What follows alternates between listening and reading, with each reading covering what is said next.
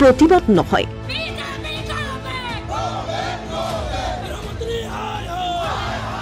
কংগ্ৰেছৰ গণ সমতলত উত্তাল ৰাজ্য। কাৰণ সংবিধান প্ৰণেতা বি.আৰ. আম্বেদকাৰক অপমান কেন্দ্ৰীয় গৃহমন্ত্ৰী। अभी एक फैशन हो गया है आम्बेडकर आम्बेडकर आम्बेडकर आम्बेडकर आम्बेडकर आम्बेडकर। इतना नाम अगर भगवान का लेते तो 7 जन्मों तक स्वर्ग मिल जाता। প্ৰতিবাদ বা সমতল যিয়ে আখ্যা নিদিয়ক কিয়, এয়া মঙলবাৰৰ গুৱাহাটী মহানগৰীৰ দৃশ্য। মানৱেন্দ্ৰ শৰ্মা চৌহদত হাতে হাতে আম্বেদকাৰৰ ফটো লৈ কংগ্ৰেছীৰ বিক্ষোভ প্ৰদৰ্শন। সমতল কৰাৰ কথা আছিল যদিও পুৱাৰে পৰা ৰাজীৱ ভৱনৰ সমীপত আৰক্ষীৰ অভেদ্য দুৰ্গলৈ পৰিণত হোৱাত বাধা জন্মিল কংগ্ৰেছৰ সমতলত। অৱশেষত মানৱেন্দ্ৰ শৰ্মা চৌহদতে কংগ্ৰেছৰ প্ৰতিবাদী সভা। প্ৰধানমন্ত্ৰী আৰু কেন্দ্ৰীয় গৃহমন্ত্ৰীক সমালোচনা Gaurav Gogoi. BJP male MPs threatened and intimidated Srimati Priyanka Gandhi and many female MPs from the Congress party who are from the Lok Sabha. So far, no such action has been taken, no FIR has been registered, and it clearly shows the BJP's attempt is not to find justice for women. They are only attempting to divert the attention from the remarks made by Union Home Minister, which were disparaging and insulting to the Indian Constitution and Dr. Babasaheb Ambedkar. Absolutely, and it is unfortunate that Prime Minister Modi indulges in mere optics by putting his head to the Indian Constitution. Yet when his own Union Home Minister abuses the founder and the main architect of the Indian Constitution, Dr. Babasaheb Ambedkar, then Prime Minister Modi remains silent. It is only a reflection of their history and their age-old disrespect for Dr. Babasaheb Ambedkar and the Indian Constitution. When the Indian Constitution was adopted, the RSS rejected the Constitution. For so many years, they only pretended to respect the Constitution. But now, when they feel that RSS and BJP are politically stronger, now their true intentions are coming out. For all these years, they were indulging in mere theatre.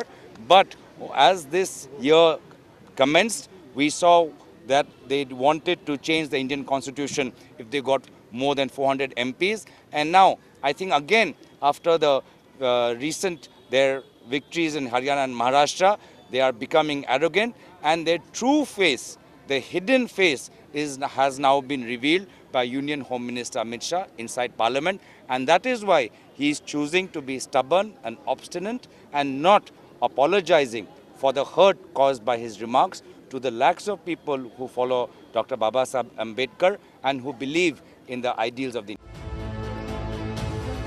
Assam বিধানসভাৰ চৌহদত থকা আম্বেদকাৰৰ প্ৰতিমূৰ্তিত সেৱা জনাবলৈ গৈছিল বিৰোধী দলপতি দেৱব্ৰত শইকীয়া আৰু আন নেতা। কিন্তু তাত গৈ কি দেখিলে নেতাকেইজনে? পূৰ্বৰ মুখ্যমন্ত্ৰী তৰুণ গগৈ ডাঙৰীয়াই আমাৰ সচিবালয়ৰ যি পূব দিশৰ গেট, সেই গেটৰ মুখত এটা আম্বেদকাৰ ডাঙৰীয়াৰ প্ৰতিমূৰ্তি স্থাপন কৰিছিল। সেয়ে মই আজি সেৱা জনাম বুলি তালৈ গ'লোঁ, কিন্তু মই দেখা পাইছোঁ যে যথেষ্ট আৰক্ষী মোতায়িত হৈ আছে আৰু তেখেতসকলে মোক ক'লে যে আপুনি যাব পাৰিব। মই গ'লোঁ, কিন্তু তাত গৈ দেখিলোঁ যে এখন সুউচ্চ ৱাল লগাই পেলাই সেই ৰাজহুৱা প্ৰতিমূৰ্তিটো বন্ধ কৰি থোৱা হৈছে। ইফালে প্ৰদেশ কংগ্ৰেছৰ সভাপতি ভূপেন বৰাৰ নেতৃত্বত তেজপুৰতো চলিল কংগ্ৰেছৰ প্ৰতিবাদী সমতল। সমতলৰ অন্তত শোণিতপুৰৰ জিলা আয়ুক্তক এখন আম্বেদকাৰৰ ফটো প্ৰদান কৰি আঁৰি দিলে আয়ুক্তৰ কোঠাত।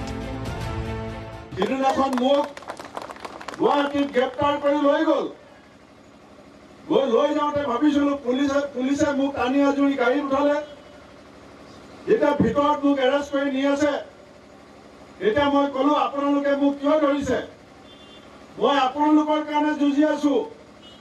আমাৰ চৰকাৰ যেতিয়া আহিব আপোনালোকে ওল্ড পেনশন পলিচি পাব। আপোনালোককতো বিজেপিয়ে পেনশন নিদিয়ে। আপোনালোকৰ প্ৰমোশন বিলাক হেল্ড আপ হৈ আছে। এতিয়া বহুত কনিষ্ঠবলে হাবিলদাৰ হ'ব লাগে, বহুত এএসআই হ'ব লাগে, বহুত এএসআই ডিএসপি হ'ব লাগে, বহুত ডিএসপি এডিশনাল এসপি হ'ব লাগে। এই প্ৰমোশন বিলাক বন্ধ হৈ আছে। আমাৰ চৰকাৰ যেতিয়া আহিব আমি সব কৰ্মচাৰীক ওল্ড পেঞ্চন স্কিম দিম, পুলিচকো দিম, আৰু আমি আপোনালোকৰ প্ৰমোচনবিলাক ৰখাই নথওঁ। আমাৰ চৰকাৰ আহিলে 100 দিনত প্ৰমোচন কৰি দিম। তাৰপিছত লকাপৰ ভিতৰতে মোক 3 কাপ চাহ খুৱাইছে, 3 কাপ চাহ খুৱাইছে, বিস্কুট খুৱাইছে, মিঠাই খুৱাইছে। ইয়াৰ এই কথাটো মই এইকাৰণে কৈছো যে পুলিচৰ দেহাটোহে বিজেপিৰ ফালে আছে, মনটো অসম পুলিচৰ এতিয়া কংগ্ৰেছৰ লগত আছে। যেতিয়া বিজয়া চক্ৰৱৰ্তী বাইদেৱে ঠেলা গাড়ীত মৃতদেহ লৈ 30 অক্টোবৰত জনতা ভৱনৰ সন্মুখলৈ গৈছিলে, সেইদিনাখন হিমন্ত বিশ্ব শৰ্মা কিয় মনে মনে আছিলে? যেতিয়া বস্তুৰ দাম বাঢ়িছে বুলি কয় স্মৃতি ইৰাণীয়ে আলুগুটি পিঁয়াজৰ মালা পিন্ধি পাৰ্লিমেণ্টৰ আগত আন্দোলন কৰিছিলে, সেইদিনাখন হিমন্ত বিশ্ব শৰ্মা কিয় মনে মনে আছিলে? ডিব্ৰুগড়ৰ MLA প্ৰশান্ত ফুকনে গৰু গাড়ীৰ সন্মুখত গেছ চিলিণ্ডাৰ বান্ধি গুৱাহাটীৰ মাজত যেতিয়া গৰু গাড়ী চলাইছিলে, সেইদিনাখন হিমন্ত বিশ্ব শৰ্মা কিয় মনে মনে আছিলে? কেৱল গুৱাহাটী তেজপুৰতেই নহয়, কংগ্ৰেছৰ ক্ষোভত উত্তাল হ'ল সমগ্ৰ ৰাজ্য। কংগ্ৰেছৰ দাবী, গৃহমন্ত্ৰীয়ে ৰাজহুৱাভাৱে ক্ষমা খোজক, নহলে বৰ্খাস্ত কৰক গৃহমন্ত্ৰীক। এই দাবীৰে দেশৰ ৰাষ্ট্ৰপতিলৈ স্মাৰক পত্ৰ প্ৰেৰণ কৰিলে কংগ্ৰেছে। Asomiya Pratidin digital desk.